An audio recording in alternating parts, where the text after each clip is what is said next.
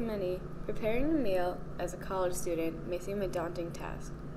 As an undergraduate student, meals of ramen, mac and cheese, and pizza may often be the best options for a meal, whether the reason is for time or convenience purposes. In the college town of Madison, Wisconsin, the Scandinavian or German heritages offer only a limited scope in terms of food choices. Many who do not come from these cultural heritages take comfort in cooking meals for themselves from their own culture. For our observations, we examined non-traditional Midwest cultures such as Laotian, Chinese, Congolese, and Judaism, and traced the ways college culture impacted the creativity, authenticity, and ingredients within the meal. For control, we observed the cooking of a professional Wisconsin chef and analyzed if these same limitations impacted him similarly. Regardless of the limiting factors of cooking a meal as college students, most interviewees felt it critical to continue on their cultural heritage and share it with others. To fully understand the full extent of cooking as an undergraduate, we asked participants about some of the limitations they felt impacted their cooking. Some of the most common ones we found were money, time, and scarcity of ingredients. I guess American grocery stores might have the ingredients. It can be a little bit hard to find it. I know a lot of places have like an Asian section, but most of the time they usually don't have like the fresh produce.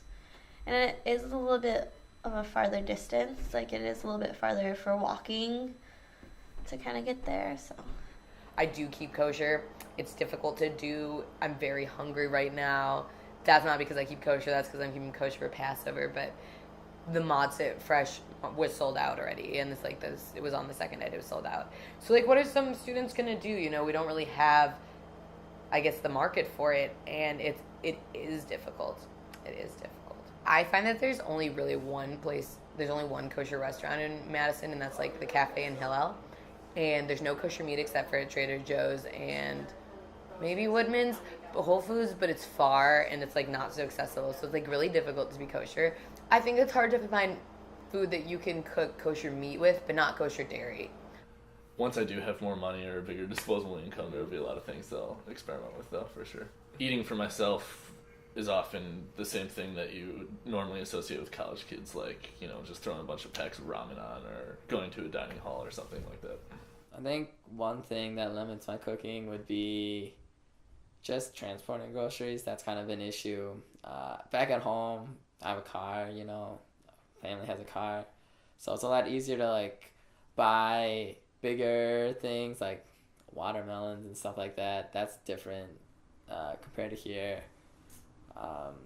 In terms of ingredients, I've yet to buy any fish or seafood here, which I eat, you know, at least like maybe weekly at home.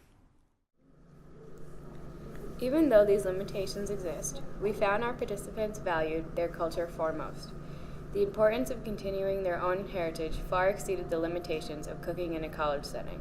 I think everything is very important. I think using cooking is a way for me to kind of reconnect from my culture. It's that sounds cheesy. It's a little like a blissful experience knowing that I feel that many times that, you know, my cultural identity is not represented at all in this country, and my connections to Congo, and that's where my family lies. That's where I'm proud of that. Some of like just like the habits we had at home kind of stick with me here. So like trying to eat some kind of like some kind of meat with some kind of like other grain. Growing up, we didn't eat a lot of bread with our meals, so that doesn't stick with me. So I usually fall back onto rice. And like growing up, like, and even now, my parents are like a meal's like not complete, or like it's not like really filling unless like, you know, you have rice with it or whatever. So that's kind of like stuck with me.